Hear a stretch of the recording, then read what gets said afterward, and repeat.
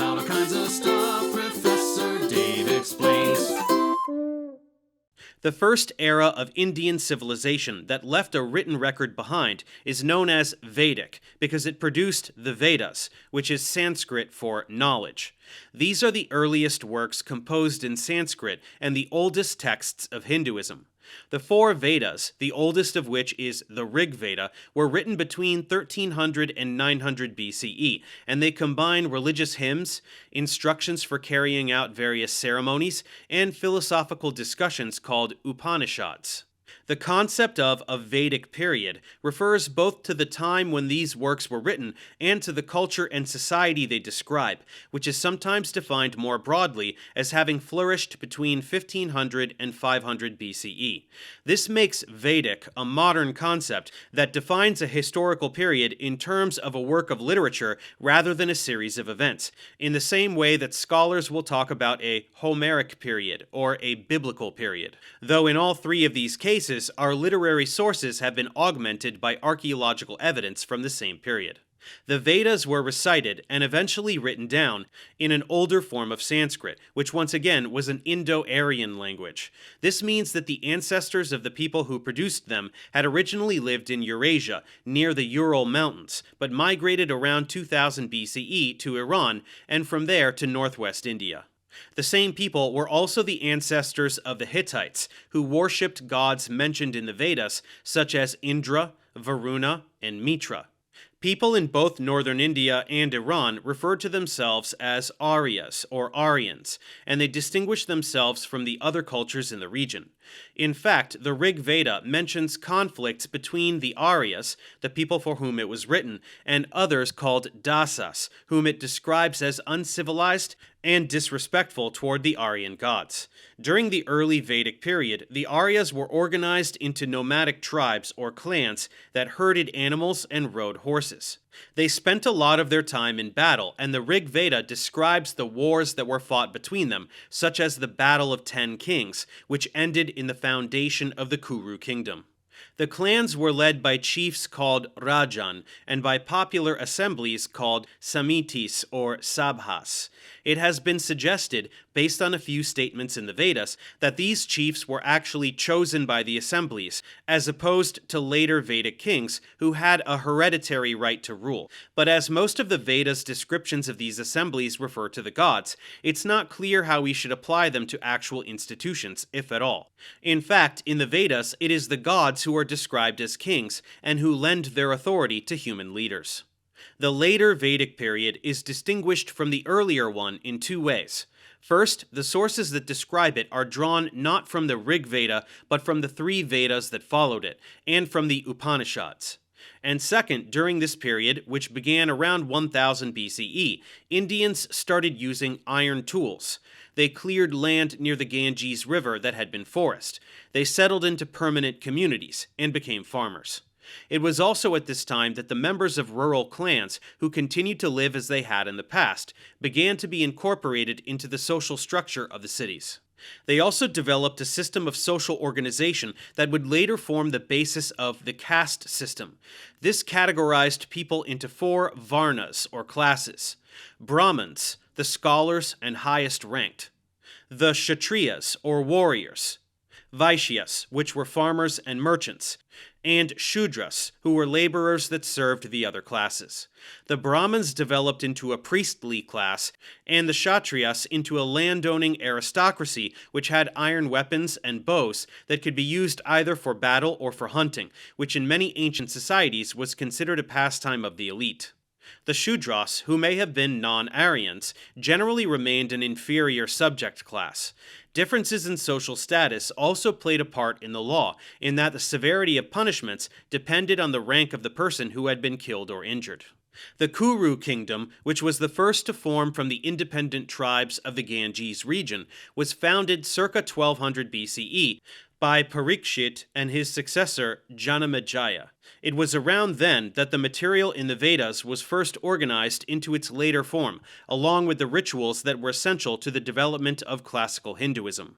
Though a number of Kuru rulers are named in the Mahabharata, the earliest layers of this epic were not composed until the 5th century BCE, and its historical accuracy has been debated.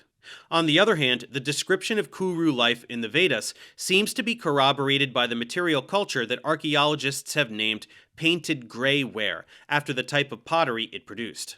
This culture, which lasted from around 1500 to 800 BCE, was characterized by a few large urban settlements, protected by moats and fortifications, and surrounded by small villages.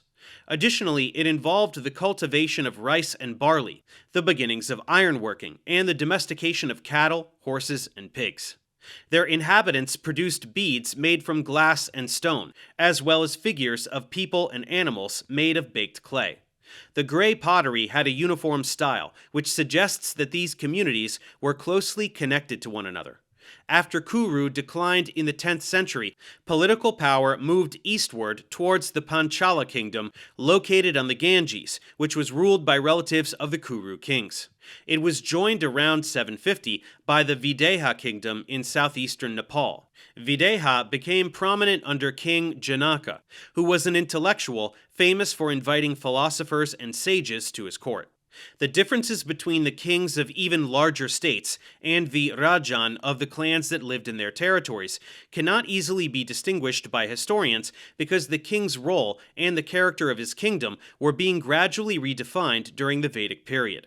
The power of the rulers of states like Kuru was limited because the Rajan were still in charge of their own people, and there were no central cities that could serve as centers of government. Such places were important throughout the ancient world because all communication had to be face-to-face, which meant that administration, like trade and research, had to be conducted in a single location. The kings of Kuru did, however, demand tribute from the local clans, and sometimes raided them for booty. They also played an important role in the Hinduism that was developing at the time. They employed priests in their court and took part in composing the Vedas and performing rituals and sacrifices like the Ashvamedha, or horse sacrifice. This was actually an assertion of the king's authority, because the horse was allowed to wander free for a year, with the idea that everywhere it went would be claimed as the king's territory, and anyone who disagreed had to challenge the king for it. So the power these kings enjoyed within their own state was relatively secure when compared with that of the Rajan, whose main responsibility was winning wars rather than administration, and who had to answer to assemblies made up of their fellow clansmen. This situation changed by the 6th century BCE, when a group of 16 new states, called Mahajanapadas, or Great Realms, were founded in northern India along with the cities that served as their capitals. The archaeological evidence from this period shows large settlements and massive fortifications for the first time since the Indus Valley civilization, as well as an increase in craft production and trade throughout the region. We also find coinage, a system of weights, and by the 3rd century BCE, a new form of writing called Brahmic. This script, though it is based on syllables rather than individual vowels and consonants, is thought to have been derived from the Aramaic alphabet, one of the 22-letter Semitic scripts, which was then being used throughout the Persian Empire. Most of these Janapadas were ruled by hereditary kings, who were advised by court officials in charge of religious and military matters. The Magadha state, for example, was ruled by the same dynasty for about 200 years in the 6th and 5th centuries BCE. According to the Buddhist literature of the time, 2 of the 16 states were governed by assemblies, drawn either from important families or from all of the citizens, that elected their kings from the aristocratic Kshatriya class. Their villages were governed on the local level by leaders called Gramakas. Again, the literary description of this period, which comes from the later Vedas, the collections of legendary stories called Puranas, early Buddhist and Jain literature, and the Mahabharata, has been identified with a specific period of ancient Indian material culture, in this case the northern black polished ware of around 700 to 200 BCE. The Janapadas were situated throughout northern India and were often in conflict with one another. One of the most successful was the state of Kashi, whose capital was the holy city of Varanasi. It was one of the dominant military powers and a center of scholarship. Another was Magadha, which was located in the rich farmland of the central Ganges plain, and had deposits of copper and iron from which it produced weapons and tools. Magadha became the most powerful of the Janapadas, and the Buddhist and Jain literature of the period describes a battle between the Magadhas and the Vajis, one of the two constitutional states, before which the Buddha was consulted by the king of Magadha, who then won the conflict. Under their king Bimbisara in the 6th or 5th century, the Magadhas expanded their territory and conquered the states of Lichavi and Anga, while Vatsa, Avanti, and Kosala absorbed many of their smaller neighbors. The Magadhas eventually came into conflict with the Avantis, with whom they fought 2 wars, and their territory came to include large parts of northern and eastern India, Nepal, and Bangladesh. One of the Janapadas, called Gandhara, was on the border with Central Asia, where Afghanistan is today. It was conquered in the late 6th century BCE by Darius I, the second king of the Persian Empire. The Gandharan city of Taxila became an important crossroads of Indian, Persian, and Greek culture for the next several centuries. Though the Vedas had by now become the core of local religious belief, a new movement called Shramana, meaning seeking or asceticism, arose that did not treat them or the rituals they required with the same devotion. The most important philosophies to emerge from this movement were Buddhism and Jainism. Buddhism began in Magadha, and the first Buddhist council was, according to tradition, held in the Magadhan city of Rajgir just after the Buddha's death. The origins of Jainism are more obscure because the Jains have always considered it eternal, but the last 2 of the series of teachers listed in their traditions are dated to around the 8th and 6th centuries respectively, and they mention the Magadhan king Bimbisara and other members of his dynasty as early patrons of their faith.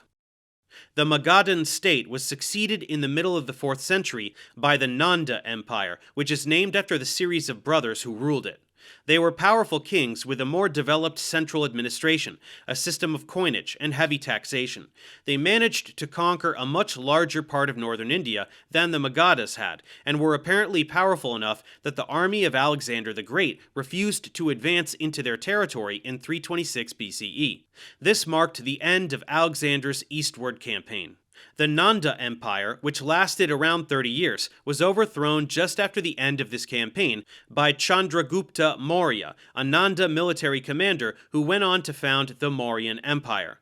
Like the Nanda Empire, this Mauryan state was based in Magadha, which remained the center of Aryan culture and politics, but it was the first state to include almost all of the Indian subcontinent. Let's move forward and learn about this empire next.